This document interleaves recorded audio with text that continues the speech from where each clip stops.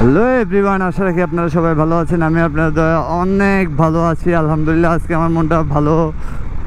আমার next ride পরিবারের আরেকটা নতুন সদস্য অ্যাড হইল, মনটা একদম ফ্রেশ।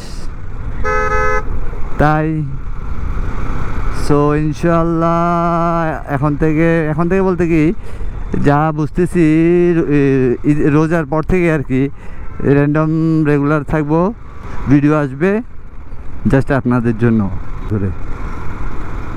সো সবার কি অবস্থা, দিনকাল কেমন যাচ্ছে? আসলে একটা জিনিস কয়েকদিন ধরে বুঝতেছি না, আমার লাইফে এত বছরে এই ফার্স্ট মাস 2 মাস ধরে যা দেখতেছি, মানে এত অ্যাক্সিডেন্ট যেটা বলার মতো না। প্রত্যেকটা দিন নিউজ ফিডে দেখি খালি অ্যাক্সিডেন্ট, একটা দুইটা না, মানে এগুলো দেখতে দেখতে এখন দেখা যায় কি আমি এফবিতে ঢুকিই না। এটার কাহিনিটা কি? প্রত্যেকটা বাইকার ভাইদেরকে অনুরোধ করতেছি, ভাই টানাটানিটা করবেন না, স্পিডিং করবেন না, আর একটু মাসখানেক একটু সবাই সেফলি রাইড করেন দয়া করে। কারণ অবস্থা আপনারা সবাই দেখতেছেন, এমন আমার মনে হয় না যে কখনো হয়েছে। সো তাই বল আর কি, আর কিছু না।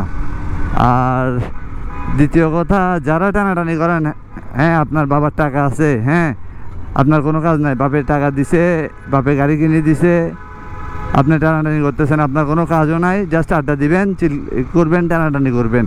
কিন্তু কোনো আপনার তো ওরকম তারা নাই, অফিস আছে, বিজনেস আছে। সো অযথা কেন টানাটানি করেন? যাদের অফিস বিজনেস আছে, কাজ আছে, ওরা তো টানাটানি করে না। একটু বুঝে শুনে ইয়া করবেন, এতটুকুই। ধন্যবাদ, আসসালামু আলাইকুম।